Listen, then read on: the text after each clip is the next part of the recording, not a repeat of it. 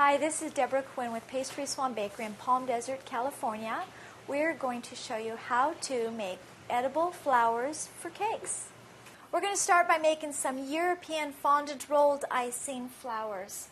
He's rolling out a little bit of a peach fondant that he's made. He's taken a white and put a little bit of peach color in there. And this is our marble table. It works very well, so otherwise you might need something matte or cornstarch underneath to keep that from sticking.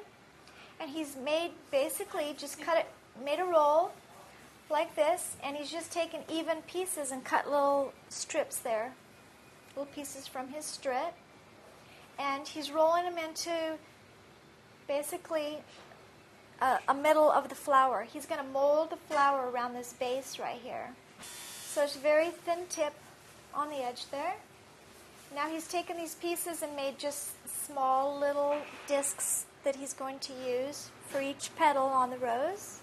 Using a spatula to smooth out one side of the fondant disc. And he's basically made a very thin side of it using his spatula there. And so he's taken one of these pieces and he's just molding it around that piece that he's made.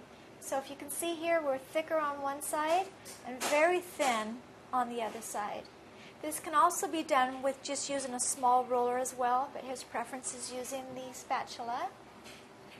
And so he's molding them opposite, one on each side, very carefully smashing the bottom thicker part as the base, using the thinner part as the top of the rose. They're beautiful edible flowers that are made petal by petal, basically any color that you decide to do those with. And it just takes practice. The thing about these edible flowers is if it doesn't turn out just like you want it, you can smash it and start all over again. But this one is beautiful. It's like the real thing. So that's our edible fondant rose that we're going to place on the board here. And we're going to next demonstrate using a Italian meringue buttercream frosting for a rose. So we're going to make another edible flower. This is sunflower out of our Italian meringue buttercream frosting. It's very, very simple as well. I'm using our bag with the tip that is just basically a flat tip that has a little bit of a curve on it. The best way to do it is pipe it right onto the cake. That way you don't have to move it. If you decide to make them ahead of time, what you want to do is pipe them on a board and then put them in a refrigerator to cool down so that way you can take something, a spatula, scissors, anything to place them. But while they're soft, definitely right onto the cake is the best way to do it. So I'm just going to start with some long strokes going through the middle and out. Just basically a round circle.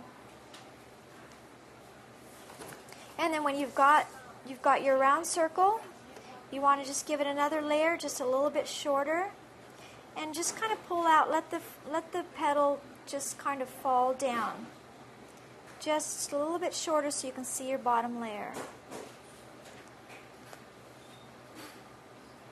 So that's the second layer. You can see we have a bottom layer there.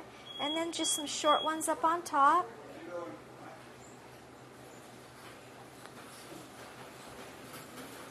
Okay, so we finished piping. We've got 3 layers, beautiful, nice, thick sunflower there. And what I have here is a little bit of a chocolate fondant. I'm just going to take little pinches off of there. And I have some that I've made here. And basically the ball, flatten it out a little bit.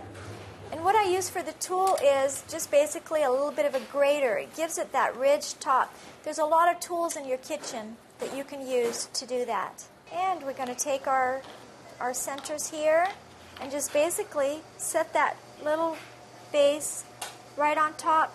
Press it in just a small amount. And you've got yourself a beautiful yellow sunflower. Thank you so much. That was our How to Make Edible Flowers for Cakes. And this is Deborah with Pastry Swan Bakery in Palm Desert, California.